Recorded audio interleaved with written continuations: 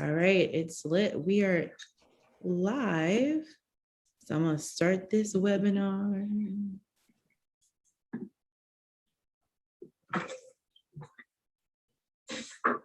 All right, it's lit. We are live. Okay, so I'm gonna start. Okay. Hi,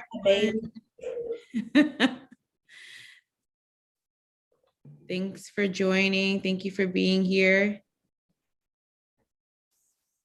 Just gonna wait till a few more folks come in.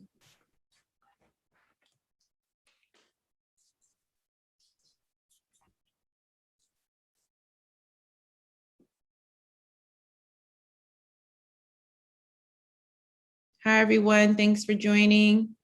We're going to get started in a few moments. Thanks so much for being here. Please feel free to use the chat box to share your name, your pronouns, where you're from, and what brings you here to Cam's teaching on sojourning toward Black liberation through prison abolition.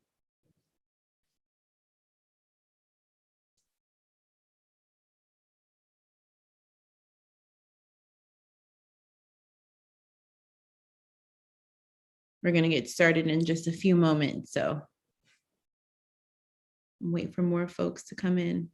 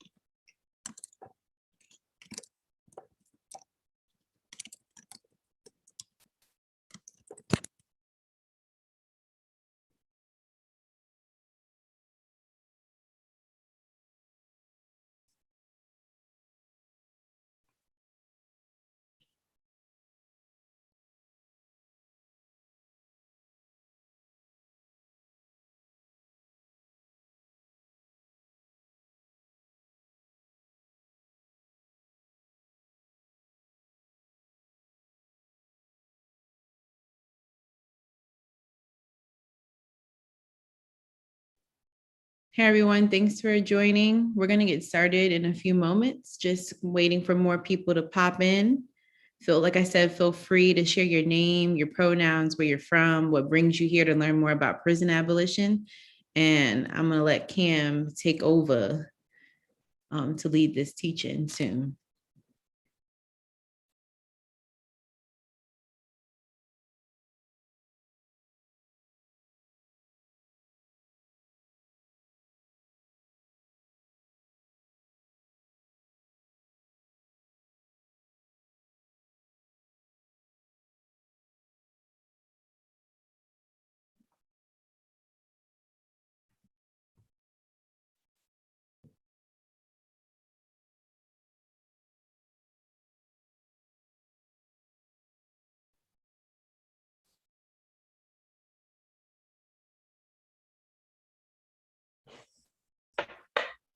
Just going to wait for a few more moments, Cam, as more folks pop in.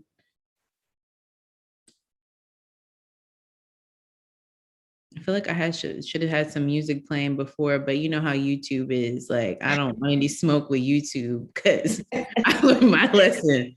I do not own the rights to this. This is not mine. And I do not want any smoke with YouTube because I did that before and it was not.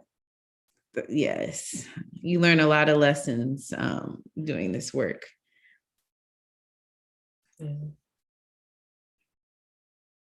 Hey, Kitty, how are you?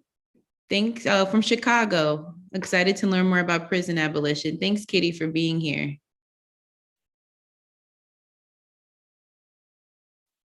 We're going to get started in a few, everyone. Just like I said, waiting for more people to pop in. We're going to get started in a minute. So just feel free to share your name, your pronouns, where you're from, what brings you here. Cam's teaching is super exciting. And I'm grateful they reached out to Black more radicals and wanting to lead this awesome teaching about prison abolition, which is more than timely. And I think we're all excited to learn from Cam's brilliance. So we're about to get into it soon.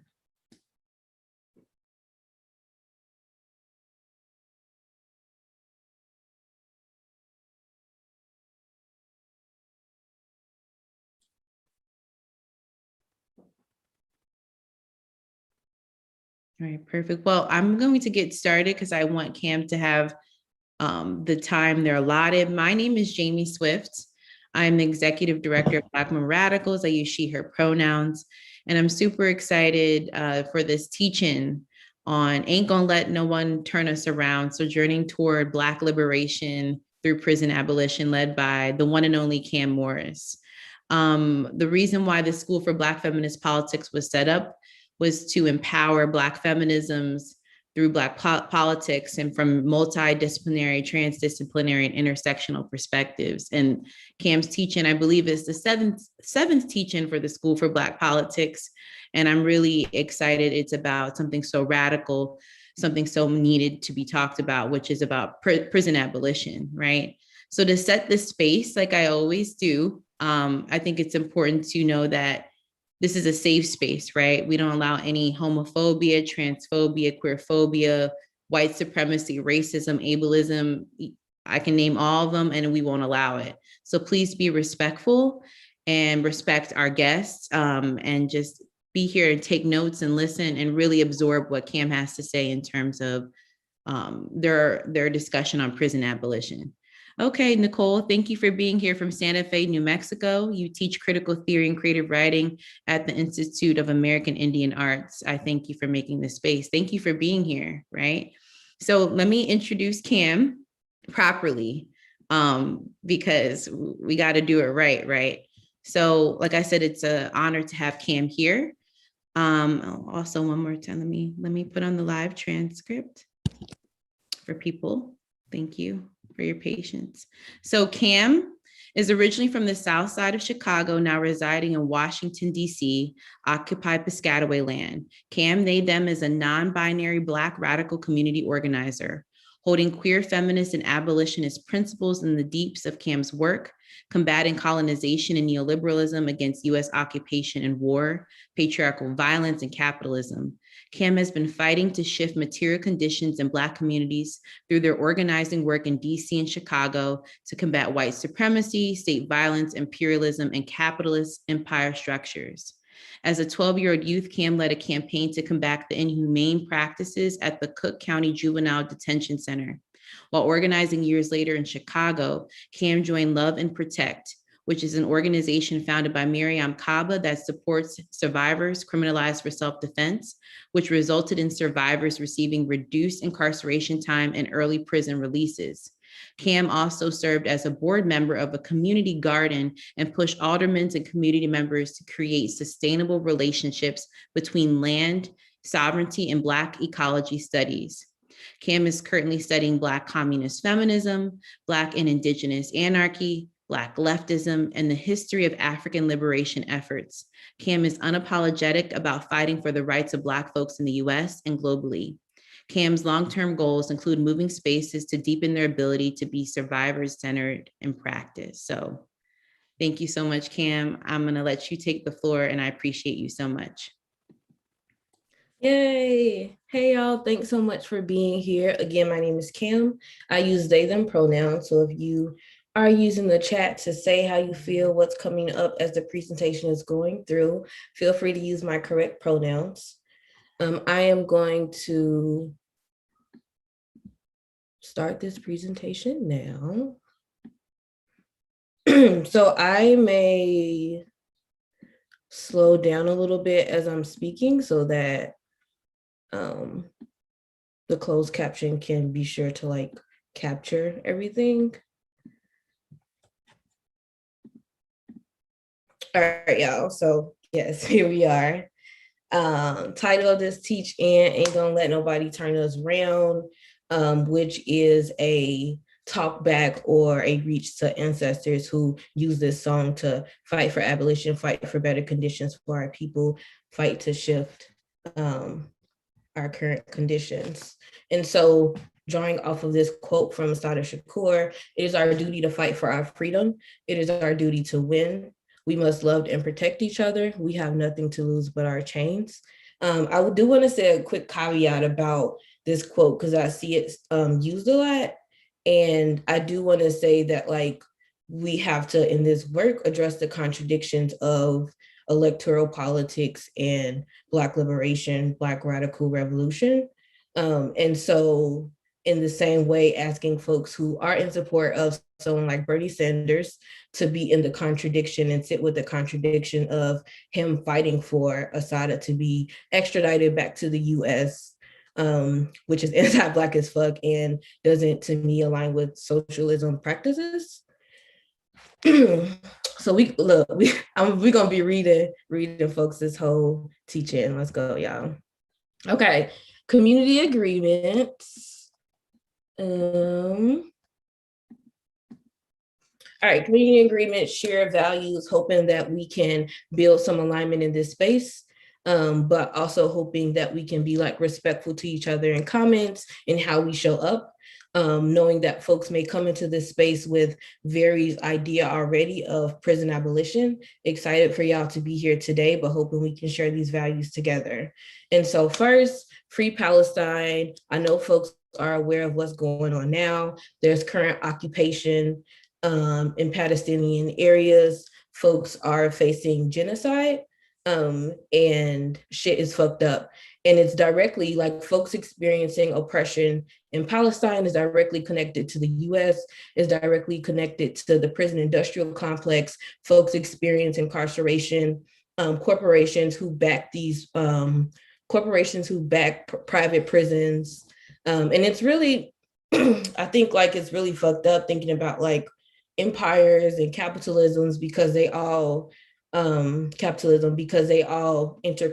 interconnect in a way that creates these overlapping oppressions for our communities. And so in many ways, when folks in DC are fighting to defund the MPD, we know that Mayor Muriel Bowser is sending MPD folks to be trained by Palestinian military, right? We know our US tax dollars go to aiding Israeli and military forces in a way that has been violent and a catastrophe for those currently living in Palestine now.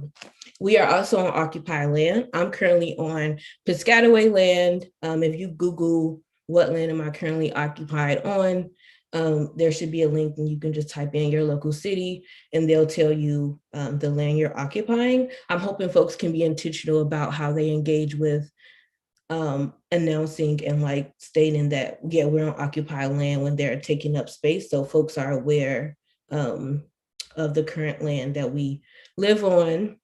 Black Queer Drip, yes, we are Black queer folks and uplifting Black queer folks in this space. I also want to highlight two things can be true at once. Also want to highlight that folks hold, everyone holds their own truth and invite folks to live in that in this space. And then the quote from Audre Lorde, there is no thing as a single issue struggle because we do not live single issue lives. And so in the way where someone may experience gender oppression, they also may experience some type of racial oppression, class oppression. We'll get into more of that, but I wanted folks to engage a little bit in an introduction question just so we can maybe share some common ground. And the question is, what things do you see present in your community now that make you feel safe? I will say that I would hope that folks would try to engage in this question without thinking about police, without thinking about specific oppressive structures that already exist in our communities, that if we think about our first instinct maybe to call, but they may not be the folks who are actually like sustaining our communities and keeping our folks safe. And so, yeah, folks can use the chat. The question is, what things do you see present in your community now that make you feel safe? All right, y'all, we moving on. All right, continue to use the chat though, for sure. Let's get started in the history of incarceration. I'm really excited to have this conversation, especially with Black women radicals, because oftentimes when I hear folks talk about prison abolition, the issue with incarceration, the issue with mass incarceration, the issue with the prison industrial complex, they always center cisgender men. And so for me, I find that super frustrating in ways, not in a way to like do some type of Olympics oppression, but in a way that the experience that Black women, girls, femme folks, those gender oppressed have with the police has in certain ways in popular culture been silenced. And so starting off talking about like a history of like how Black women, Black girls have been impacted by state sanctioned violence. In 1980, sex workers made a complaint about a high level of forced assault and imprisonment from the Chicago Police Department. This is 1890, y'all. The CPD was established in 1855. Emancipation was 1862, and Juneteenth wasn't until 1865. And so I'm using these years because I think it's important to think about how Black folks experience state violence, sanctioned state violence, since folks were enslaved to come to the U.S., right? Since folks came from Africa and ended up all around the world because of this enslavement. I want folks to think about like how long the police have been around, right? And how those relationships and whatever dynamics we see the police in are kind of changing. And I partly want to center this around ideas of reform, because I'll get into that a little bit more, but it feels to me that now folks, like we see a lot of Black representation in politics, we see fucking Black police chiefs, Black mayors, all of these things, and we feel like, oh wow, like we made, some folks may be under the impression that we have made some type of shifts into shifting our conditions, but to me it feels like we're facing those same systems, we're facing the same empire. And so yeah, CPD been abusing Black folks since 1855, and it's still happening today. In 1901, Hattie Smith was arrested and beaten by CPD and accused of theft and prostitution. Hattie is pictured on the left. And I believe when this picture was taken, Hattie wasn't any older than like 19 years old. So also thinking about the ways that Black youth experience police terror, right? The issue of incarceration and police violence in this country does not just impact Black men. So when I think about police violence, I'm thinking about not only experience like physical beatings from police that Black women endure, Black gender expansive folks endure, but also thinking about sexual violence, right? Also thinking about the ways that folks who exist in labor that's not considered legal or legitimate in many ways. And we'll talk about like legitimacy a little bit later too, how they have been impacted by the dynamics of not having support when encounters with police, and thinking about that power dynamic. So it's not like someone who may be Black, may be poor, has the autonomy to be in some way equal to the power that exists in the empire of the prison, of the police industry, of the police force. And so also thinking about, gender and policing. And we'll talk a little bit later about like queer prisons, which people are trying to make a real thing. Okay, history of Black women and gender expanded folks fighting for abolition. There's no period in history, none period in history where Black folks have not practiced continued rebellion against systems of oppression. Like, I don't give a fuck what period of time it was, Harlem Renaissance, whatever. Black folks have always practiced self-determination. Black folks have always created spaces of rebellion and resisted this state violence. And so in many ways, even thinking about like Kanye West saying like whatever that statement was, I'm not going to repeat it, but I think about the ways that in public knowledge and like this social knowledge that's been shared, so much of the rebellion that Black folks have been a part of has been silenced. And so it's not a thing where like Black folks haven't rebelled in certain periods. I think rather, how is our education system like withholding information around like Black folks resisting, information around like history of Black folks who study communism, right? And so some of the examples that I want to kind of draw from: hush harbors, right? When Black folks were enslaved, they created spaces where they would go to pray and be in like communion with each other, to do their spiritual practices and to just dream about this world where folks didn't experience enslavement. Also want to think about like just the rejection of this idea of enslavement period that I think C.L.R. James talks about in the book that's listed in the reading list. So folks could get that later, but he talks about the idea that like enslavement didn't just end because like white people was like, all right, we done with this, right? Enslavement ended because like Black people were rebellion the entire time, right? And not just like Nat Turner, not just that one instance. There are hundreds, thousands of instances of rebellions, whether it's a Black woman setting a person that's enslaving them house on fire, whether they're poisoning them, whether there's instances and stories about Black folks in the passage to the US coming to this occupied land and folks revolting on enslavement ships, right? Folks throwing off captures off the ships, right? And so I don't want folks to forget that part of our history, because I feel like in public knowledge, folks really try to erase that in a particular kind of way. Also thinking about Maroons, right? When folks did escape enslavement, folks didn't want to be a part of this idea of this American dream, right? Folks created their own communities and built the resources that they needed to like support each other, which I found like super liberating and encouraging in this work, quite frankly. So picture is Emma J. Atkinson, and this is around 1870.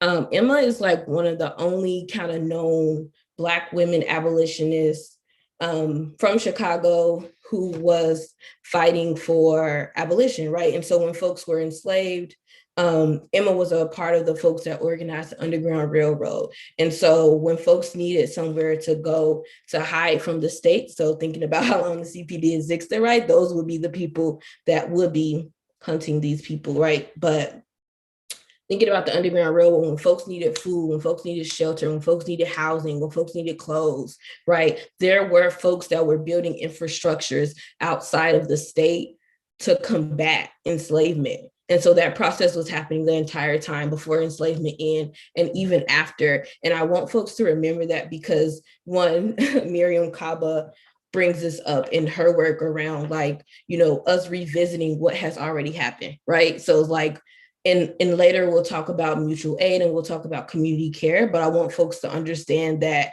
there isn't a disconnect between defund the police being like this hot topic right now, right? There's been folks organizing around anti-incarceration for a long time, since it existed. All right, so what is prison abolition?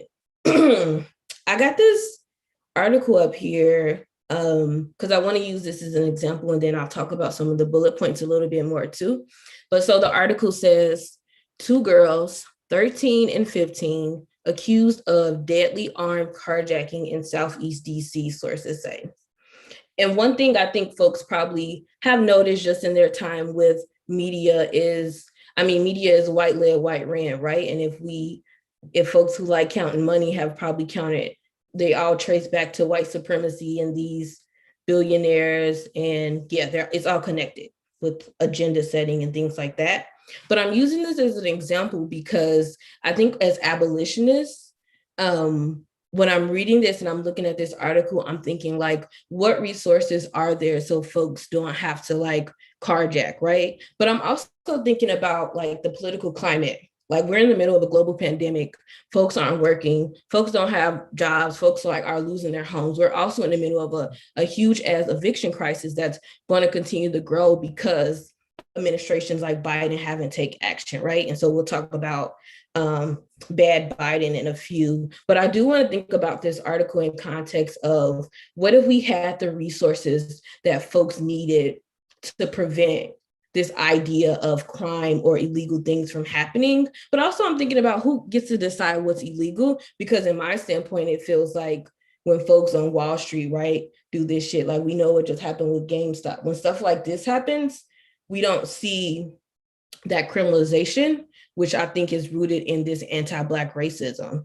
And so in many ways where it's like folks don't have jobs, and like, I think in Chicago, it's been this sensationalized idea around like Black youth committing carjacking as well. And it's like, in so many ways, it's reinforcing this anti-Black racism idea that only certain people only certain people do certain things, because I don't even want to use the term commit, right? Only certain people engage in certain things without acknowledging the history of poverty and classism and how like Black folks experience redlining in Chicago, for example, or even in DC, right? How folks have had their homes displaced, how folks have literally been physically displaced and experiencing classism because of the empire we live in, because of the state, because of the violence that is consistent and inherent to these structures. And so for me, it feels like this isn't a conversation about reform. It feels like we're past that. Like we aren't reforming anything into anything else unless we create new conditions for what we need for our communities to survive.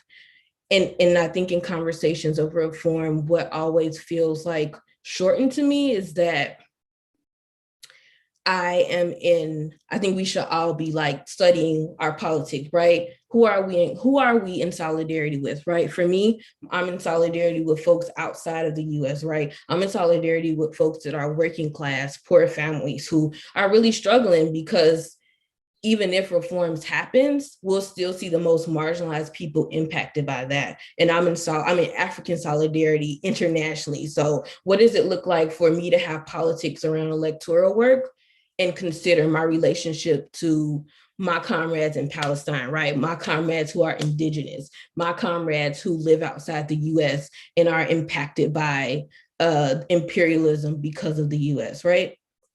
So I'm thinking about that when I'm looking at this article, because I'm wondering in what ways have media continued to exploit the current conditions of Black folks, especially young folks, and in what ways are folks that are already marginalized being targeted in crises like the pandemic to just fill up jails, right? And then thinking about that, I don't necessarily see the argument around for-profit or not-for-profit because, yeah, folks are making very limited amount of wages if they even have access to a job while incarcerated. Like, it's not like folks are able to like make an actual wage outside of like some cents per day.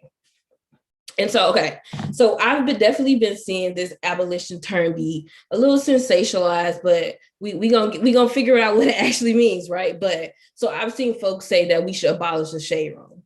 I don't know how many people know what the shade room is, but I think they got an IG, I think they got a Twitter, and they basically like promote Black gossip. And so yeah, I think if you know the shade room, you probably know how fucked up it is that they exploit certain stories and create certain narratives about Black folks when we really would love Black media to empower our communities, not make them feel like they actually, one, need to invest in capitalism, and also ignoring issues like patriarchal violence.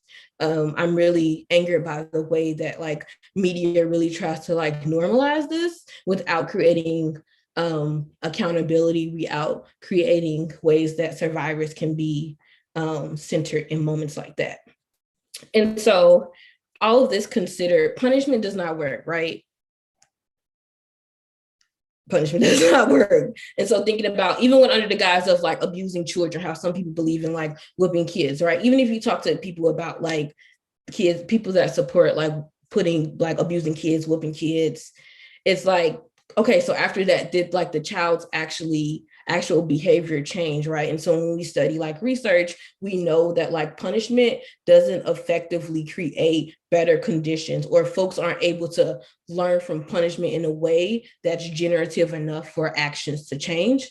But we need to create different avenues for us to engage with each other outside of thinking about people being punished or us needing to throw away people or there being bad people. And so I think also a part of this work and Black radical folks are pushing is against binary. So we are against good and bad, right? Because we talked about multiple truths can exist.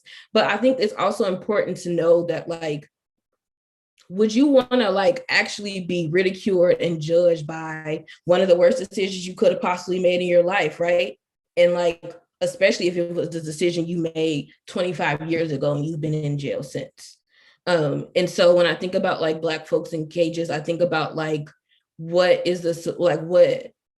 putting Black folks in cages, what's the solution, and what could we have done if folks had the community and the resources and the care that they needed to prevent incidents of harm, but even to prevent interactions with the state. But I don't even think that interaction is preventable just because of the way that like Black folks, brown folks experience police terror in like such a heightened way that we do. we don't need cops, right? We don't need cops in our community. We don't need to police each other. But I also want to talk about that a little bit more because I've been hearing folks talk about cancel culture and stuff like that. So we'll talk about that a little bit later. But I also think about this in the context of combating liberalism, which is a book that will be linked in the reading list. But I think about liberalism as like a distraction, right? And so one idea I'll use that's used in this text is that the idea of keeping peace for the sake of community, right? Like if you have an issue with a sibling and you see them at a family event, you avoid the issue to keep the peace, right? But what combating liberalism is arguing is that that's not beneficial. Like ignoring the issue is not beneficial and it's liberal because it's distracting and it pushes us to ignore what we need to get our needs met, right? So if you feel like you have an issue or you need some conflict to work through, not addressing that is not how we get to liberation, right? When we're able to like not only create relationships with each other because we got to talk to each other, but when we're able to be in deep community with each other, we're able to understand more that like liberalism distracts us in so many ways from this work, especially thinking about individualism as well, right? So what is the ways that folks are building alignment with each other? And then what are the ways that like corporations even exploit the most marginalized who they make say some attempt to they are supporting, right? And so the empire state will always be at odds with the interests of the people.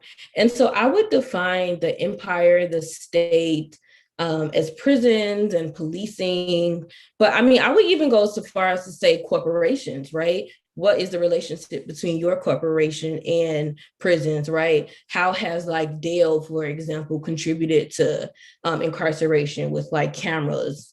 How has a force like a security force like G4S contributed to the oppression of Black people while also exploiting the labor of like Black security guards, for example, who may work for this company? And what are the ways that folks that may be impacted by a corporation in the US? So maybe you are in a Cook County jail right now, and you're being monitored by a Dell camera. What are the ways that the relationship to a company like Dell exists to you at your work when you use a Dell computer, but also to folks who may be in Palestine and experiencing some type of violence and state violence and sanctioned through US, but backed by a company like Dell, right? And so there are a lot of overlaps in how that oppression looks like. And so for me, it feels like the president and these folks who we elected are in this empire position as well, because they will always align with the state,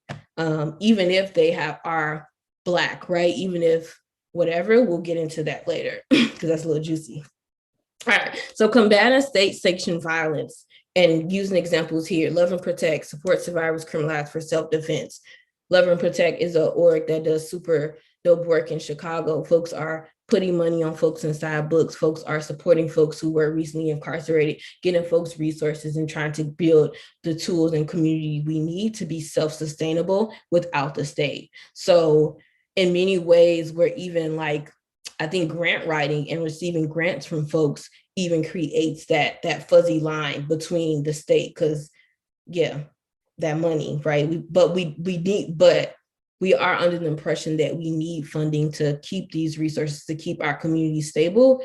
But I think in creating strategy and building this radical strategy, we must examine like what are our priorities in this work, what is attached to this money, and what does that mean for our work? What does that mean for the direction of our work in our communities? Because for me, I'm wondering, how will I measure receiving a grant from Ford in relationship to people in my community still being poor, people not even having the right to vote because they may have had, have a charge like a Ford and received a felony, right? And so Decrim Now campaign, fighting to decriminalize sex work in DC, folks were just knocking on folks' doors, right, in our communities, like knock, knock, knock. and being like, do you think someone deserves to go to jail for working? Like that's the question. And folks being like, no, right? And what does it feel like to talk to your community about that? Right, and figure out what alternatives are there to relying on the state, to calling the police on a neighbor when you see they may have like some mental health issues or maybe having a crisis. What are the resources? Let's talk about it. And then also defund the police as a pathway to abolition. And so, yeah, in many ways, folks are talking about defund the police right now and in the last summer. And we saw Biden kind of say, like, that's not going to happen, right? And then folks also think about Biden is movable. So I want to talk about that a little later too. But defund the police is not how abolition happens, right? It feels like if police are defunded, we're still building like decriminalized practices. We're still defunding from the state so that resources like counselors, so that resources like the folks who exist in school for like to support with mental health needs are there without relying on the police, without young folks being locked up by a police officer, without young folks being accustomed to being searched by police and beat up by police. Because I know in my high school, I saw it so regularly, to be quite honest. And it feels like, yeah, there's a heavy presence of the state in marginalized communities always. But is that to be a surveillance force, or is that to empower folks? Which it isn't, right? We've seen historically state violence has led to the death of so many Black folks. And it's related right now to the way that folks are being like violently attacked in Palestine, right? And so, right, anytime Black folks try to get their hustle on, it's a felony. What happens when stuff in Wall Street happens? Why is there no criminal legislation created around shit that white men partake in? Okay, so does identity politics complicate what we see as a win? If you look at this picture, you might not be able to tell, you might have to look a little closer. Yes, it's Biden and Kamala. They flousy, but I want to talk about them because the elections just passed and times were weird. I don't know how we move past it, but I want to talk about how do we see electoral politics as a way to get us closer. For me, in my opinion, not speaking for masses, but I don't see electoral politics taking us anywhere besides building stronger solidarity and alignment with the state, which for me as an abolitionist feels like contradictory to what I want, right? I want us to build practices outside of the state so we aren't exploited, so we aren't violated, and folks can build their own autonomy around their lives. So also thinking about Biden ICE detention camps, prisons are no different from Trump. I know y'all saw AOC, like, I don't know what happened, but she's just been kind of on a rabbit hole in the last couple of weeks or so around like defending the detention camps that Biden runs. When we've seen the detention camps in the last few weeks increase in the folks that are in the facilities, right? And I think it's important to think, because I think people see a difference between Democrats and Republicans that may feel stark. But for me, I don't see the difference. I see all of them align with the state. I see the Democrats being like smiling in our face or give us representation politics, but representation politics won't liberate Black folks, right? We need our conditions shift. And so in this conversation, thinking about electoral work and like electing people, right? I'm thinking about like, what are the ways that we define a win? What are the ways that we define our condition shifting? And what are the ways that like poor folks continue to be oppressed by that, right? So for example, I'm thinking about like how Black women have been sent to jail under Camilla's direction, right? When Camilla was on the West Coast, Black women went to jail because their kids were late to school, right? And so we see that like folks become excited about Camilla, but for me, there was never excitement because it felt to me like this was an absolute ploy to get folks to be calmed down because of the current political climate when folks being riled up around defund police. It's like, yeah, we got a person of color in the office, like we good, y'all, right? And it's a way to silence the masses and also like silence our movement and our work, right? And so we know all around election time every 4 years, folks are racing around to get votes. Folks got so much money to give. And it's just super wild. But I think about that in the terms of like class trading, because in many ways, if you grew up poor, if you got a job and now you're a Democrat, you have some type of like income, and now you're like, oh, well, poor people should just get a job. And so I'm wondering, what are the ways that we are committed to whatever class we grew up in, or in solidarity with those facing the most oppression, right? Because for me, it feels like in the ways that folks are like, Black folks may be like buying land right now or trying to be like landlords, buying like small rental properties, that like building their own individual collateral and like funds doesn't necessarily mean like the people that live in their apartment buildings are going to have like affordable rent, right? Doesn't necessarily mean they're going to accept public aid vouchers to like let that person live there, right? Doesn't mean they're not going to raise the rent. And like, what are the nuances in that, right? Because we want folks to be able to be mobilized and politicized and have their own autonomy to do whatever they want. But what does it mean to like be committed to liberation? And like, and that being it, and that being our goal.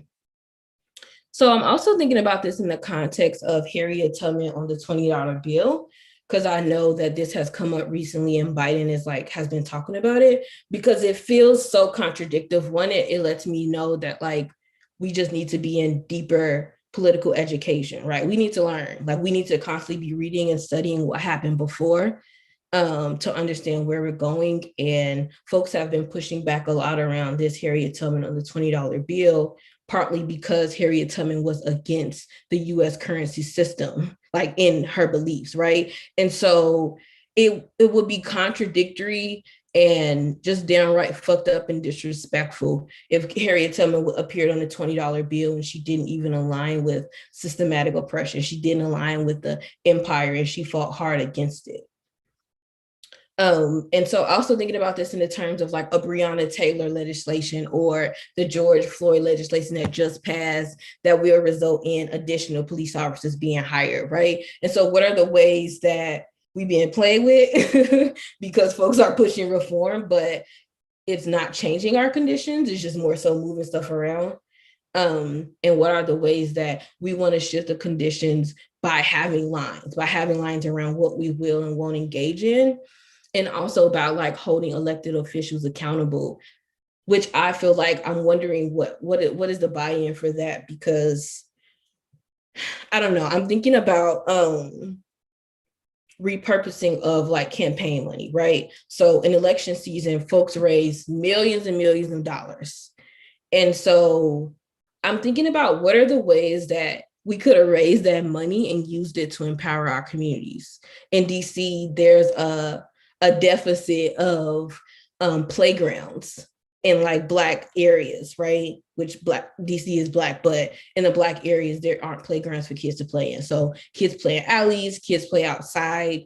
And what are the ways we could have bought a playground, right, with that campaign money? What are the ways we could have like invested in like building our infrastructure and like understanding of community care, of alternatives to violence, of how to approach your neighbor if they may be having a mental health crisis, how to support someone, right? How to call another neighbor instead of calling the police, how to call a non-emergency or some sort of social services that may be able to intervene instead of relying on the police, right? Which could result to that person dying or being taken to jail, because people go to jail for drug use, right? And I will highlight in DC, folks have been working to pass the decriminalize of paraphernalia, so pipes and things that people like use drugs with, and that being powerful and impactful for folks' conditions, because that can be seen as harm reduction. Speaking of harm reduction, I've been seeing folks during election season saying that like, you know, voting for Biden is harm reduction, and like I mean, the perfect example now, right? Think about Palestine. Think about what's happening. That's like US-backed military, right? That's like billions. They have like the US invested in like billions for like the next 10 years in in Israel military, right? And so, yeah, it's connected. And then also folks push back against abolition. It's like, well, let's just create jails that are good. Let's create good jails, right? Let's create queer-friendly jails. Let's create jails for like trans folks. But what? Like we don't want reform, right? That like trans folks being in jail is not what we want. So we're not investing in reforming a prison. We don't want a new prison. We want to close all of the prisons that are currently open now. And we want our folks to be free. Okay. Anti-Black racism, Black excellence, and capitalism capitalizing like it does. Okay, so this is funny. So this is an article, it's a real article. Outrage. Jay-Z criticized for investing in company that sells GPS software to track parolees. And so I think I want to complicate this conversation, but also say that it's not complicated at all. I'll complicate it by saying that I think some of the initial intentions behind this investment was so folks could not physically be in a jail, but folks are still going to be in jail with ankle monitors, right? You're just at home in jail. If you can't go out, if you can't go get a job, if you can't walk 5 feet outside of your apartment, like you're still in jail. And what are the ways that like Black people have profited from other Black people being in jail? And to be honest, I mean, I found this article just Googling it because I was aware of it, but yeah, there's investment. Black folks have investments in the prison industrial complex. And even if it's in the name of reform, what are the ways that folks are still imprisoned? And in one aspect, we saw Jay-Z just become a billionaire, right? I will say this too. Speaking about like celebrity activism and stuff, I think it's important for us to reject the idea of idolism, reject the idea of celebrity, reject the idea of like in harmful hierarchies, right? That force us to like put others and their experiences before our own needs. I remember growing up, I remember telling my dad, like, when I grow up, I want to be somebody. And him being like, you already are somebody. Like me, I'm like inherently valuable. And I think the issue with like celebrity activism is one, folks are ignoring the current work that's being done locally, that folks are committed to that aren't being paid for. And I think also folks are like just centered in their own abilities to exist and avoid accountability. What are the ways that folks can be accountable to each other without being in harmful hierarchies? And again, I think that speaks to like combating liberalism, because I think in many ways, folks are promoting this American dream that like, if you save up all your money, like if you don't spend money on food, you know, right, we see them shaming poor people, right?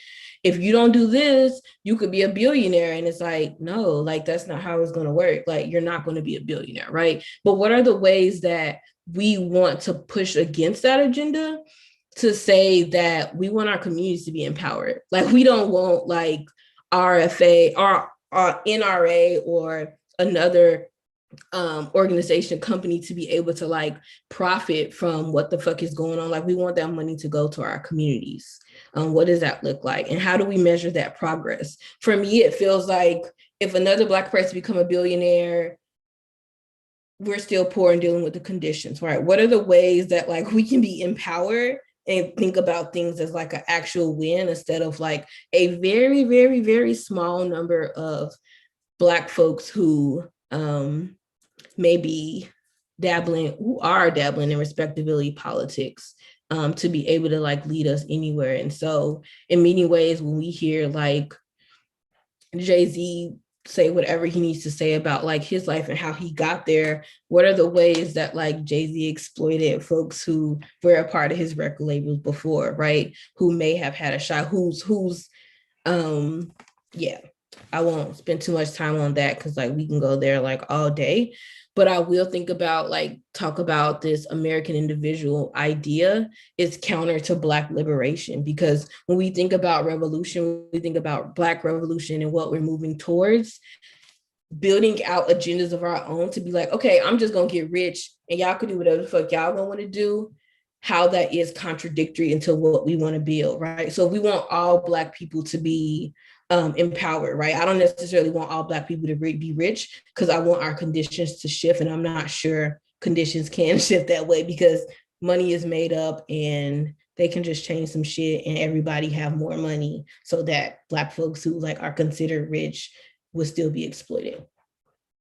And what are the ways that we're thinking about Audre Lorde master's tools, right? How are we using can we use the master's tools to go against the master? And to me, it feels like if we're playing a game of like billionaire like league, that's playing into the master's tools, because like we know that white people have historically used wealth, the Tea Party, and like all of these other things to like oppress our communities, not in a way that empowers us.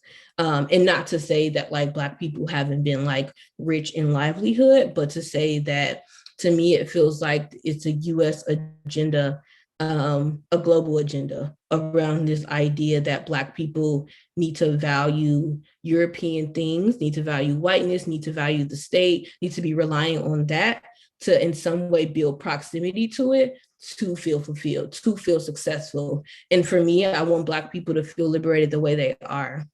I don't want folks to have to like get 2 college degrees, have debt, or to be at like fucking brunch on Sunday to feel liberated. Okay, community care as practice. Let's get into it.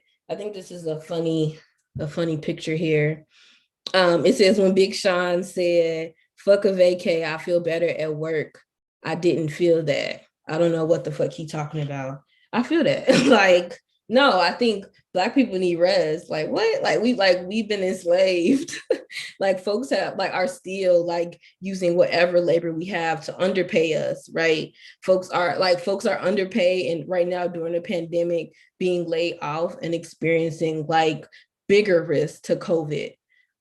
So no, I don't want Black people to go to work. I want us to get our land back. I want us to be liberated and have the resources we need. I want us to have playgrounds. I want us to have systems outside of the police and prisons to respond to when harm happens, because we won't build the communities we need by calling the police, right? We need to build our own infrastructures around how we're responding to harm, because harm will just continue to happen. Harm isn't a thing that like has an expiration date, right?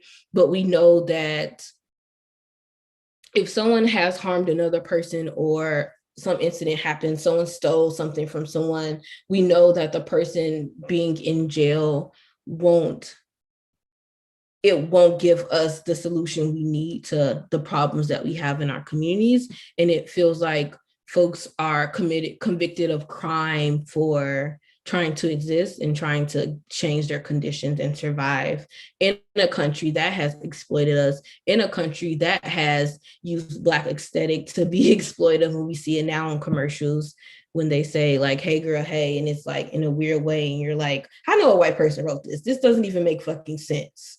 But what are the ways we're using community care as practice?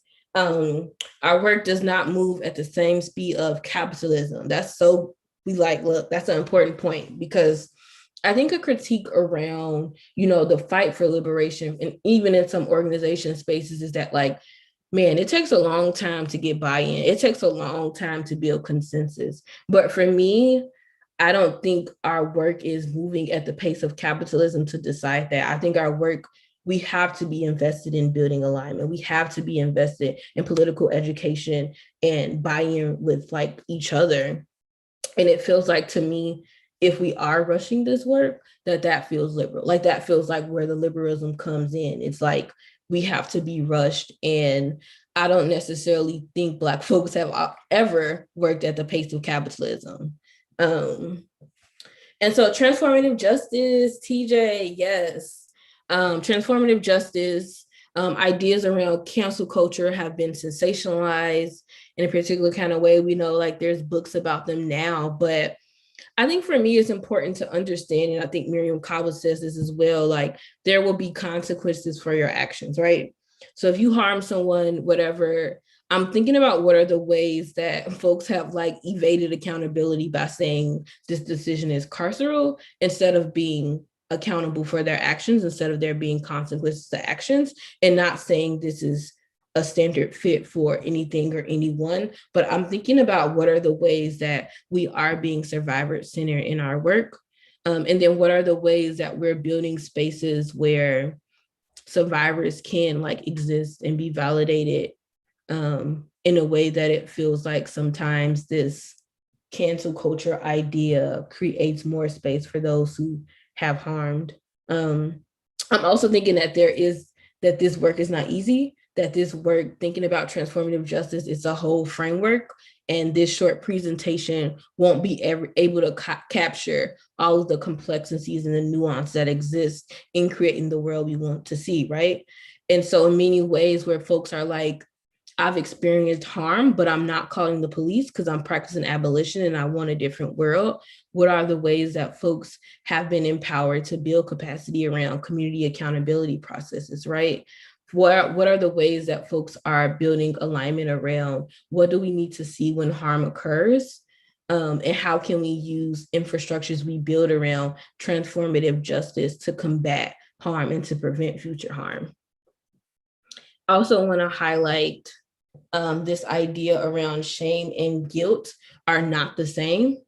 So experiencing shame is harmful, right? But what about something happening, you being guilty about what happens that feels different than folks using a moment to shame you? So thinking about what are the complexities of this work, and how are we like showing up the best for those who have been directly impacted. Also using this moment to like talk about the term lazy, which I know is an anti-Black social construct. A lot of, I feel like I see it so like the term lazy used so much. And my ask is that folks like find a different way, because it's ableist one, right? But folks find a different way to like engage with thinking about what are our needs and how to get them met. Because I think, for an example, what are the ways that we have good self-care practices so that folks feel empowered, so that if folks have a job that they hate, they feel like empowered to build skills to work a different job instead of being at a job that they hate and coming home and going to sleep at 7 p.m. and sleeping the whole weekend, right? What are the ways, not to say that sleeping the whole weekend is a bad thing, right? Because I don't want to continue a conversation around ableism, but I do want to say that, like, what are the ways that we can divest from thinking about something that someone does as lazy, or I think it's demoralizing and like demonizing just Black folks in general? And what are the ways we can use different terms to empower our folks to get their needs met? Because I think if folks are getting their needs met, then folks won't have the current conditions that they have. If folks had the autonomy to be like, I don't like this job, I'm going to a different job, I just lost my mom, what are the ways that I'm coping with that and being able to like exist and move through grief, right? What are the ways that we're building good practices around grief and processing the loss of folks? Like, you know, bereavement at work is like 10 days. Like, that is not no time to process it. But also, what are the ways that we can use our time, use our capacity to better understand who we are, build better care practices for ourselves, and be empowered in the future. So we must create resources to get our folks' needs met. So an example I think of, it's happened so many places. I think about one in Cali, thinking about the Black moms for housing, like folks just squatting and like taking over housing, or like just the history of organizing. Black Panthers even did it, squatted in homes and took back land. What are the ways that folks are building community land trusts to take back what is ours? And I'm also thinking about an example of in Chicago. I'm sure it still happens, but it was a few years ago. It was during the summer in the Inglewood community. Black folks are experiencing high levels of community violence. And so a group of Black mothers, like literally one day, put like a fucking table and chairs in the street. Like they literally took over the street, and folks really reported about how like the incidents of harm in the community were lower because of that. Folks are really just taking immediate and direct action against the state because many of our conditions are the cause of the state, right? So folks not relying on the state, but relying on their neighbors to take up space, right? And to ask folks for, in the community, for agreements, which led to incidents of harm being lower because of the work that Black women were doing. I'm also just thinking about another, it's just so many examples of folks just being super empowered. Another example in Chicago, in a high school, that they were threatening to close a high school, and some Black community members went on a hunger strike. And it was super popular in Chicago. I'm not sure how many other people know, but the Black folks were on a hunger strike for over 10 days, right? And these weren't folks who had a long history of organizing experience. These were folks who saw an issue and was like, we need to escalate to get our needs met, and we need to fix this. And so in all the ways that Rahm Emanuel tried to escape accountability, he was like, we don't have money. We don't have money to do this, right? But as the hunger strike kept going on, he found the money, and that school is open today and is being repurposed to be ran and led by the community. The name of it is like leaving my mind right now. But like, what are the ways that like we are like seeing the issue and using community to like get our needs met? Using rapid response, using organizing, using political education, like using tactics to build up our own capacity and empower our people. And so because of the high school being like community led, other schools are trying to model this concept. Other schools are trying to adopt these ideas to be able to empower their students. So students are excited to go to school. Excuse me. And so, yeah, just a quote like from Miriam Kaba, like everything worthwhile is done with other people. I remember when I was like younger or like early 20s, I used to be like, I don't like people. I don't like being around people. I don't like talking to people, whatever people. But as I grow older and as I start organizing, I realized that how much I needed people, how much I needed my community, and even how empowering it was for me to have such a large community I could rely on, right? And even it was important for me to, I think, confront my ideas of like why I may not want to talk to people, right? And like, what are the ways that I can better engage and be in community? And what is my commitment to this liberation, right? Because it feels like, folks are needing to build a larger solidarity to understand the problem and to fight for solutions together. Okay, so y'all, we're getting toward the end here.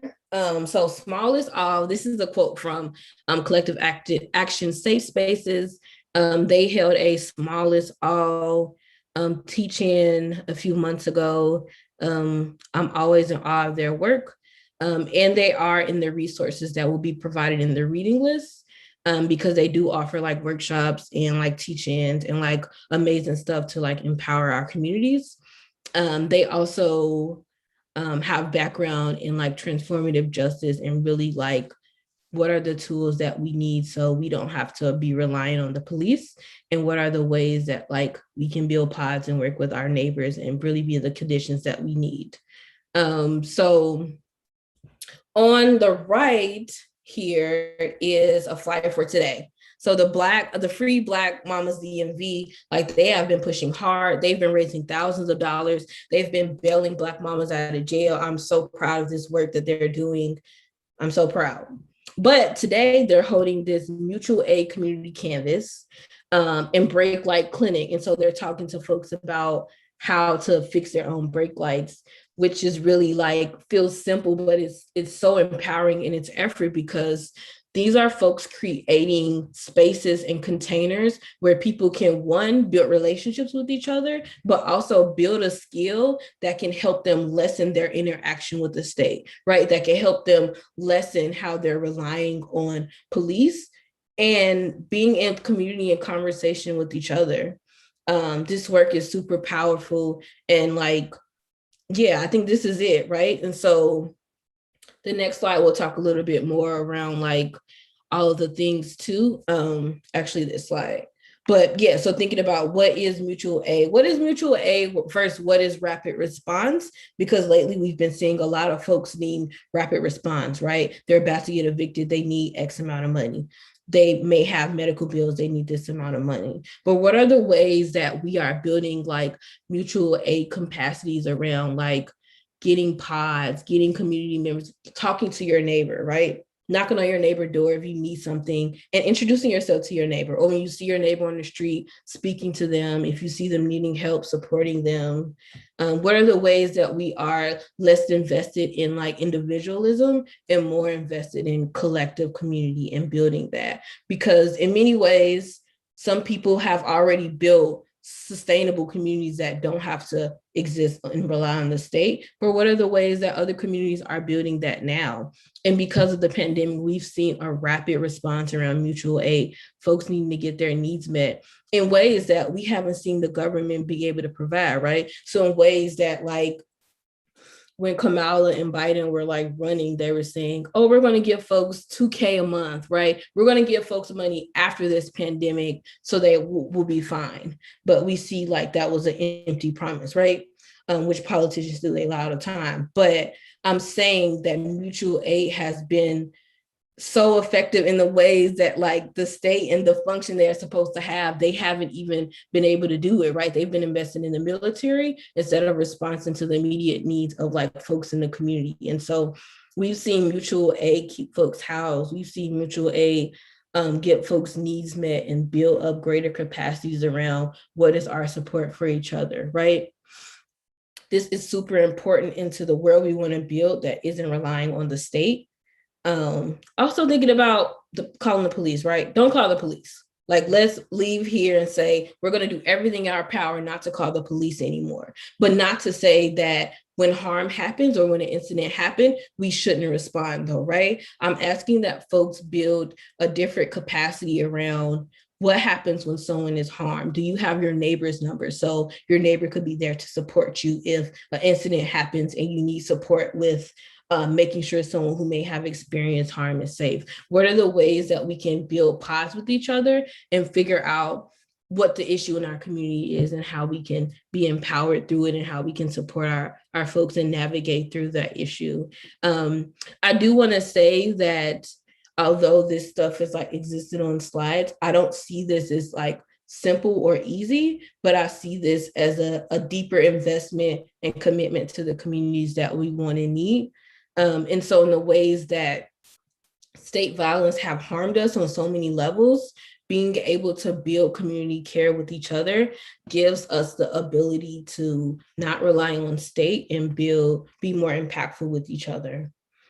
Yes, get to know your neighbors, create a pod, join an organization. A lot of organizations get going through the heat right now because folks ain't right, but what are the ways that there are organizations that exist that you can be a part of? What are the ways that we can create the organizations for the conditions that we need? And what are the ways we can study what already has come before us? One of the things I'll say about electoral politics especially is like, I think every 4 years we are like driven with the idea that this is the most important election. We'll hear it in the next 4 years, right? This is the most important election. And what are the ways that like we engage with that on a deeper level? That's like, what are the ways that we are pushing harm reduction in ways that it's not, right? So in ways that people are promoting harm reduction, what are the ways that Indigenous folks have been impacted by that? But also, what are the ways that every 4 years folks are invested in the election and that investment could have went into our communities and that money could have went into our communities? And that's important. And also I have here, this will also be a resource from Survived and Punished. They're based in New York. How to host a letter writing group. So what does it look like to get 2 or 3 friends together and write letters to folks that are incarcerated? What does it look like to get on your corner, like pull up a table on your neighborhood corner and talk to folks about what mutual aid is, right? To talk to folks about what are their needs and how we can meet with each other to get that need met. Yeah, y'all, I feel like I'm forgetting something, but we out here though. Okay, so final remarks. This is just a funny meme. I didn't make it, so don't sue me, whoever made it. But yes, I think folks have been recently talking about what does it look like for this work, for folks to be invested in this work and not center themselves. And I think not to build this idea of idolizing, but I think Miriam Cobby is a great example of someone who's worked tirelessly to like build this infrastructure around alternatives to prison, alternatives to policing, and how to show up for survivors who have experienced harm in a way that's not you booking gigs and like fucking waving and kissing babies and shit, right? What are the ways that we're shifting our conditions and not avoiding accountability and avoiding accountability instead of avoiding accountability? So yeah, final remarks. These are ways you can counter support. It's a little over an hour. I do want to create space for folks to ask questions. So I will open up the floor for that. Well, first off, I just want to say, wow, Cam, like I can listen to you speak all day, every day. That was such an amazing teaching, and you should see the comments even on YouTube Live about, thank you, Cam, for breaking this down. Thank you for your work. And really people need your brilliance in this conversation. And I thank you for doing it with Black Radical. So that's all I have to say about that. I could keep going and going. But so there are some questions. Yes. And people, like, please feel free to, this is the time to ask questions. Please feel free to use the Q&A box in Zoom. But actually, one of the questions I will read came like a week or so before your teaching, Cam, a few days before your teaching. So this is the first question, and I'll also drop it in the chat so people can have it too. They said, hello, and thank you all for holding this space. I'm so excited to hear from you all. My name is Nia Damani. I'm a first generation Guyanese, Guyanese American, and just recently moved to the US from Uganda to complete a master's in education policy. I have long wanted to start a school for primarily Black children to learn African languages. I'm also starting to see the need as an educator to make prison abolition a part of a school's ethos. What are some ways that you see primary/secondary school educators working toward prison abolition? Oh, that's a good question. It's a great example of that happening in DC. Folks are fighting for police-free schools.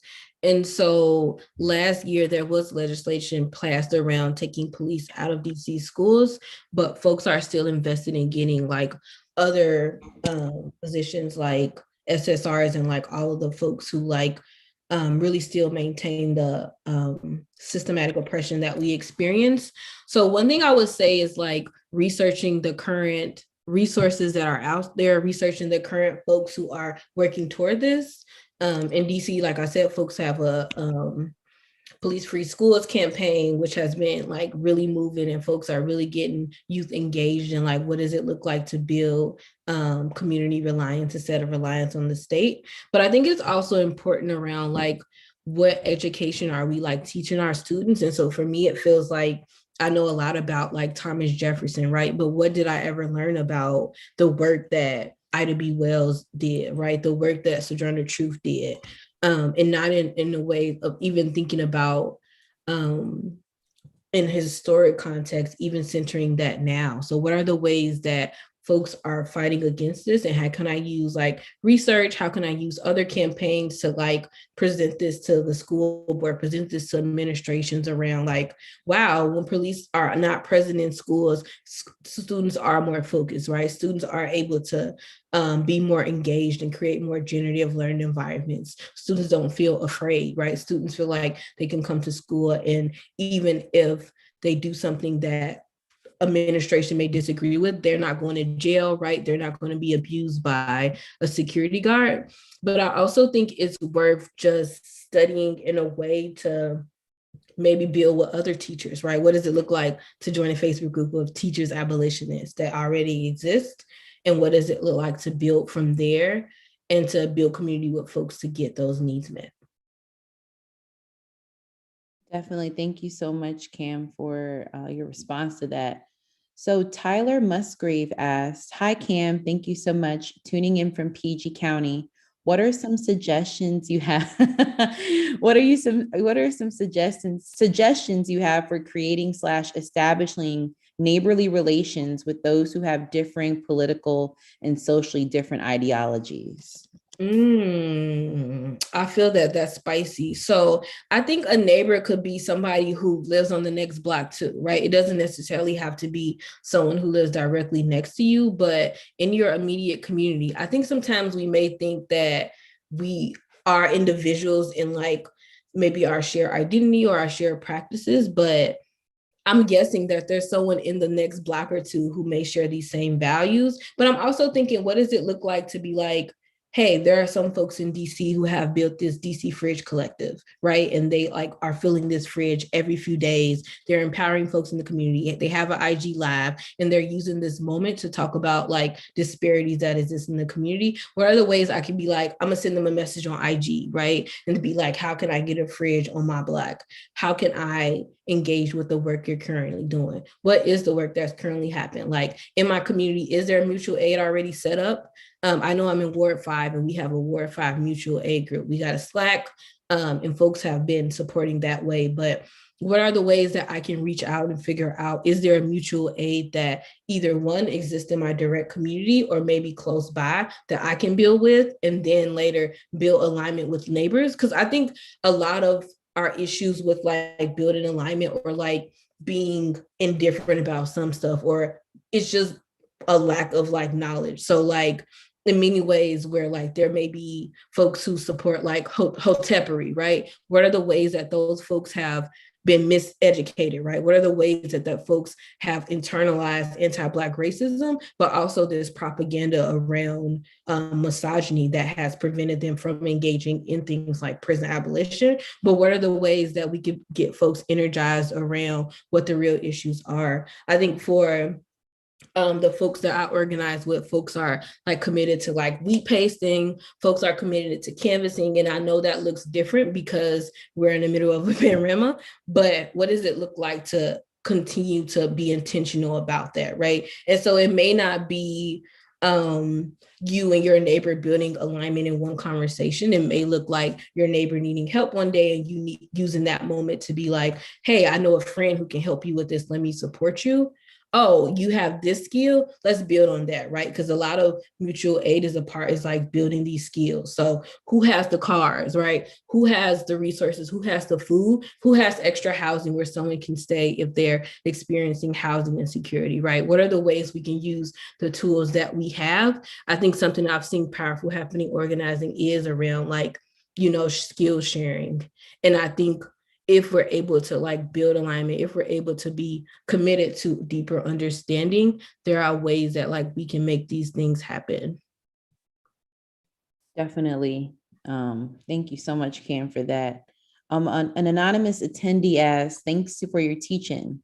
2 questions for me were, 1, what were the hats meaning on the Arthur characters at the beginning? And 2, could you talk more about Black moms being sent to jail because their kids were late to school?" Yes. So the hats and the memes that were used, most of them don't belong to me, I'll say that, but it was more so of a joke about community agreement and alignment. This idea that like, first I think it's like head ass, because one is like, all of these other characters have this hat on, so it's the impression that they have this built alignment. But what are the ways that we can build alignment in community and combat the foolishness that does happen because of the anti-Black racism? More about the Black women getting arrested. Yes, so in Cali, they had like passed legislation, and this is over years, and it may still be happening. I'm just not exactly sure. But say your child comes to school and they have over 20 tardies, right? Because of the legislation that has passed that supported that Kamala supported, if your child misses over 20, like has over 20 tardies, you can you'll get summoned to court, right?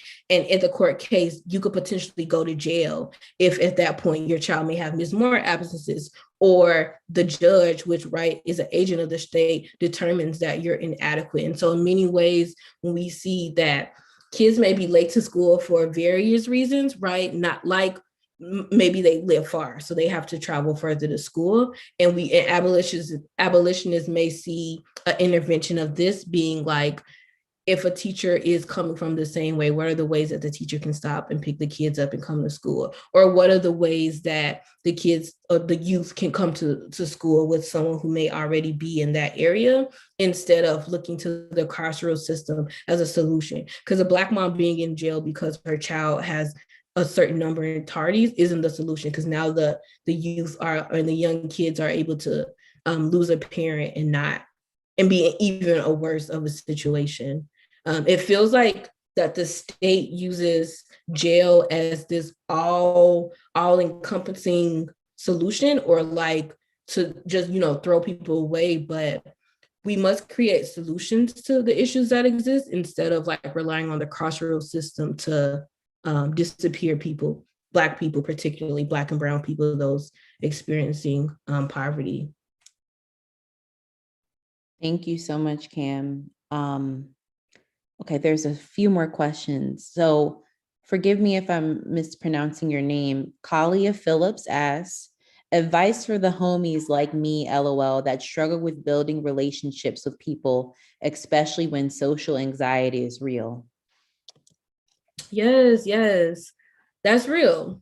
I think it's important in our communities to, one, not be really, we gotta really read, because I think a part of that is ableism, the understanding that everybody operates on the same system of existing, right? What are the ways that if you do have anxiety, your comrades can support you with a Zoom call to the meeting, or you could call in on your phone to be a part of the meeting? But also, what are the ways that those comrades can support you through your social anxiety, to figure out if there are spaces that you feel more comfortable in versus less?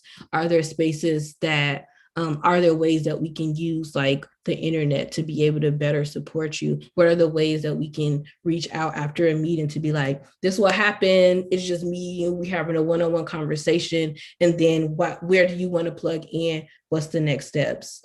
So it feels like that's an important question, because all needs aren't the same. And folks that we're building liberation with should be adhere to that, and be excited to create avenues where folks feel empowered, even if that engagement may look different. I love that, Cam. All needs aren't the same. Really emphasizing that. Thank you. So there's a couple more questions, and I know you've been speaking for a while, so I want to honor your time you've been speaking. Also, Chantrice Barnes says that was beautiful advice. Kalia says thanks, and Emmy says I love that too. Thank you. So the next question, Jordan Heath, forgive me if I'm saying your name incorrectly, asked, I've noticed that many people consider consequences and punishment as synonymous, especially in regards to cancel culture and in discussions about transformative justice. I have a hard time finding the language to disrupt that thought process. Do you have any suggestions on how to communicate those differences to people who may not immediately be willing to hear it? That's a good one. I will say a little about this, but one thing I would say about transformative justice is this container doesn't offer the opportunity to talk about the depths of what this means, because I think, one, it could depend on the circumstance, right? It depends on what happened, what is the specific harm that happened, right? I think it also depends on what the survivor's request is, right? Because in many ways, someone who committed harm can say a consequence to that harm is carceral, but what are the ways that consequence or that request could be empowering for the survivor, right? But what are the ways that we can still build communities without having to choose? Because I don't want this to be a conversation where we have to choose one or the other, because we don't dispose people. What are the ways that, I know in DC, folks have creative spaces reclaiming masculinity, or things like that around, what are the ways that toxic masculinity exists in spaces? And if someone may have participated in harm, can they use various containers to unpack that, but also be liberated in how they can show up better when maybe that timeline is up of them being suggested to leave a space for a certain period of time. Or I think it just kind of varies. And I don't want to like say one thing or another, but I think if we're committed to this, right, like I'm personally and politically committed to TJ. I'm personally committed to folks, survivors being empowered. But what are the ways that the state has created conditions for survivors not to be impacted, which I think is important in this conversation, because a lot of the work that like folks that are gender oppressed are doing are supporting those who have experienced harm, who haven't had accountable, whose folks who cause harm may not have been accountable. And what spaces are created that makes us continue to rely on the state, instead of actually like figuring out what are our needs. Needs are constantly changing. The needs of survivors may change too, right? What are the ways that we're adapting to that? And like, shit, maybe we don't know, right? But what are the ways that we're like, Sunday, we're going to be committed to 3 hours to talking about this shit, to being like, this happened, okay, let's think about what are the ways that we can fix this. What are the systems that maybe don't exist that we need to like be a solution to this? What are the ways that we're talking to survivors? What are the ways that we're talking to those who cause harm and trying to figure out what's the best way to empower our communities and have folks' needs met, that feel good for everyone involved, that feel good for the people that are holding the community accountability process and they feel proud of this. Definitely. Thank you, Cam. You just dropping gems all over the place. One last and final question from Emmy Jordan.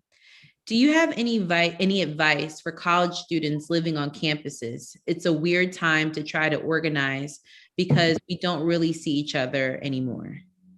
Yes, that's so true. That's so true. I think it's been, I think the pandemic for hella reasons has just been a barrier to our organizing work, because in many ways, like I'm exhausted on Zoom calls. So I'm not excited to hop on one outside of maybe work or class or whatever, but I don't know, it could be a lot. Like if you like, what are the ways that you can create a pod, somebody that may be on the same floor as you, and y'all have a texting group, right? And maybe every week y'all text each other to be like, hey, everybody good? You need something? I'm going to Walmart. Do y'all need something? Or I'm going here. Can I support someone with that? I have a car. Oh, I need to go buy this. Can I get a ride? Or I'll provide you with gas money. Like, what are the ways we can like use the people we know to be like, let's have a gas money fund, because we only have one car from one person on the floor. So what are the ways that we can build what we need? Because I think we have what we need. We just need to figure out how to build together. I like that.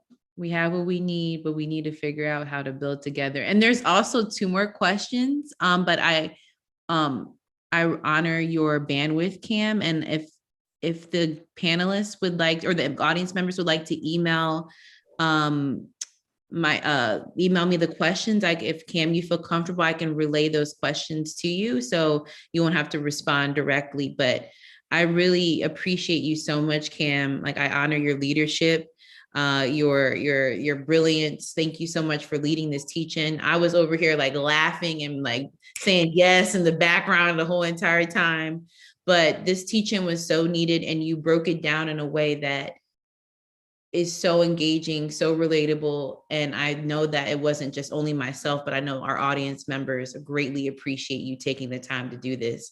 And if you continue to, if y'all really love this work, follow Cam, support Cam, and also support the School for Black Feminist Politics, because this is about disrupting and making Black feminisms, radical Black feminisms, revolutionary Black feminisms accessible to everybody, not just those in the academy, but to everybody. And so thank you, Cam. I give you your flowers, and I appreciate you so much. I receive. Thank y'all so much for being here and being present. Hope to build with y'all soon in the future. Definitely. And so you should see the comments. Thank you so much, Cam. Many thanks. Thank you so much, Cam. This has been amazing. Thanks. Well, have a great, and also one more thing before we leave, this teaching, Cam's teaching, will be available on Black Women Radicals YouTube, as well as Cam's, yes, Cam, as well as Cam's dynamic, awesome reading list. So we will be promoting that soon. So if you want to be dedicated and have a praxis of prison abolition, keep watching this teaching. Look at the books or the essays that Cam suggested. This is about learning with one another. We're not trying to have a hierarchy of learning. We're learning together. Absolutely. So thank you so much, Cam. I appreciate you. Thank you everyone for being here. And please enjoy the rest of your evening. Free Palestine. And let's continue to work together to see the changes that we need to see. So have a good night, everyone.